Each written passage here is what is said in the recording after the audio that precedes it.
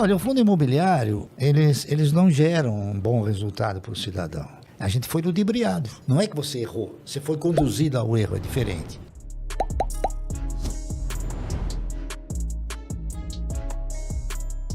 Agora uma pergunta que todo mundo quer saber, inclusive eu. Quais são as suas 5 maiores posições hoje na sua carteira? São essas que eu falei.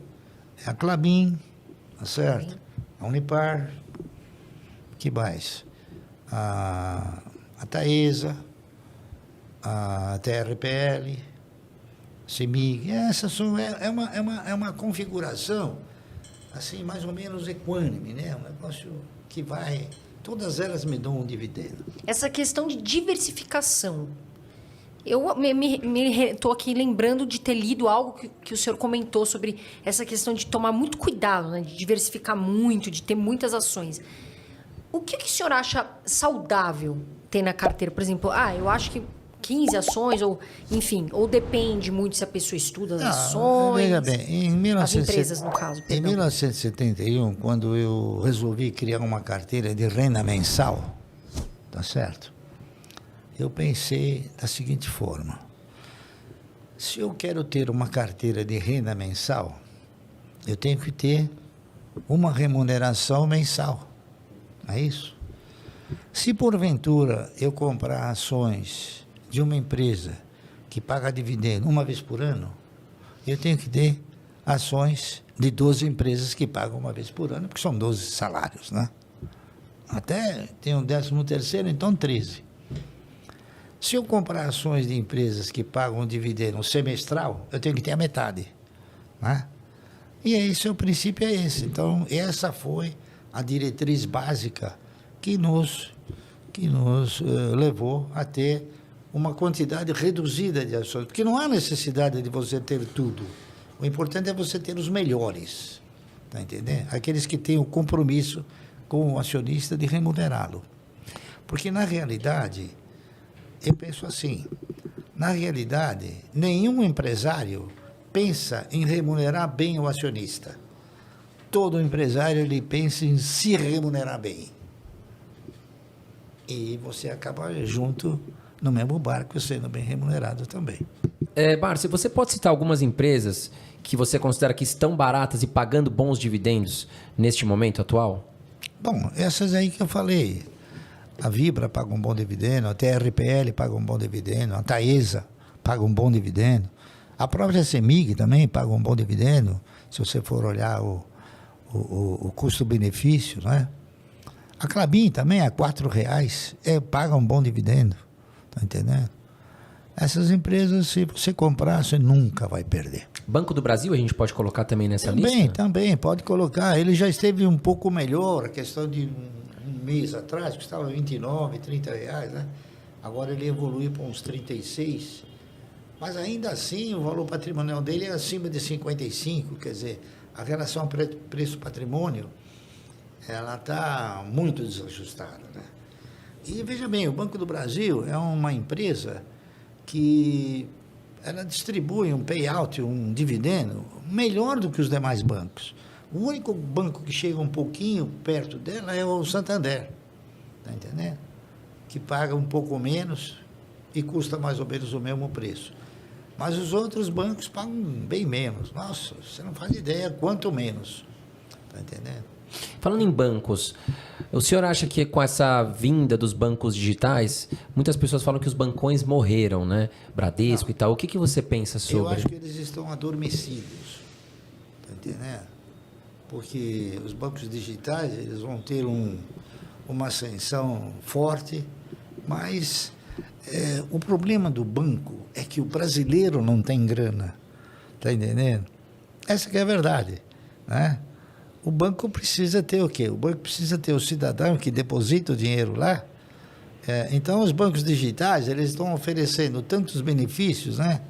Que o cara não precisa de dinheiro. Então, eles estão crescendo à luz do quê? À luz de novas parcerias, mas de parcerias de pessoas que não têm recursos, né?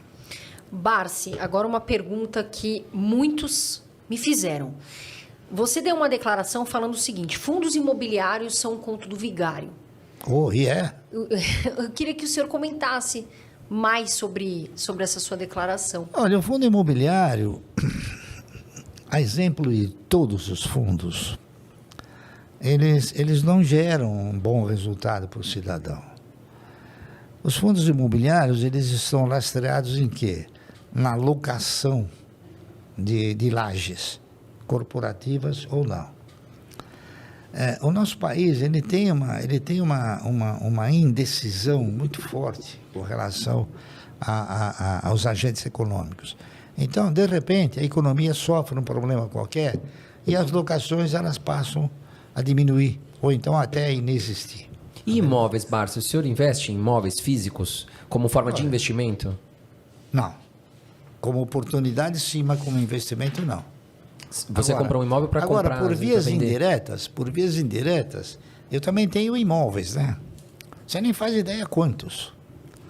Por exemplo, você sabia que a Klabin tem inúmeras fazendas? E uma delas tem 62 quilômetros de comprimento por 57 de largura? Não sabia. Então, é imóvel. Viações você tem imóveis, né? Então, só que é um imóvel que se presta para quê? Se presta para servir, para fazer um florestamento e um reflorestamento, que ele é o quê? Ele tem uma rotatividade extraordinária. Então, indiretamente, eu invisto em algum imóvel, mas não diretamente. Entendi. Está entendendo? Agora, imóvel, ele é bom dentro da questão oportunidade. Como investimento para gerar renda, não é um bom negócio. Oportunidade, então você diz assim, comprar ele abaixo do preço, E vender. uma boa oportunidade e colocar ele à venda e ganhar vender. com essa operação, Isso né? sim. É isso aí. E isso tem que saber fazer muito bem, né, Barsi? Porque Tudo você tem que fazer bem. Muito bem, né? Porque tudo. Não é às só vezes a imóvel. pessoa tudo, né? Porque às vezes a pessoa compra um imóvel, mas ela não vê que tem tem os juros, ela fala que é dela, mas não é, porque na verdade o imóvel é do banco. Ela financiou lá tantos anos e aí, de repente. Eu estou partindo do princípio que você comprou o imóvel e não fez nenhum financiamento. Porque comprar imóvel financiado é pior ainda. Aí piorou o negócio. Pois é, e tem muito brasileiro que acaba perdendo. A nossa estrutura no Brasil, se você for pegar histórico, e é verdade, até o Banco Nacional da Habitação quebrou. Sabia disso? Que era o que financiava os imóveis, né?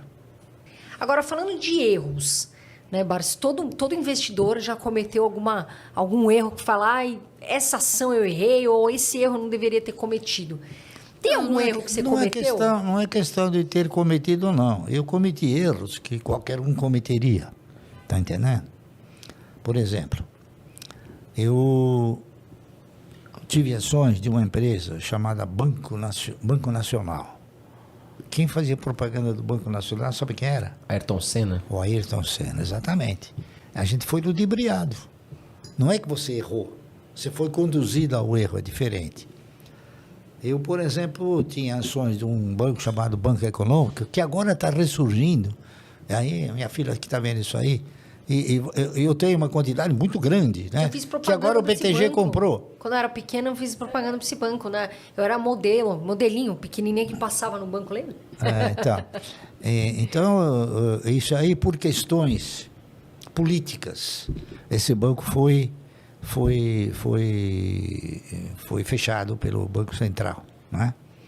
Por questões políticas, por questões de Bahia versus o resto do país, né?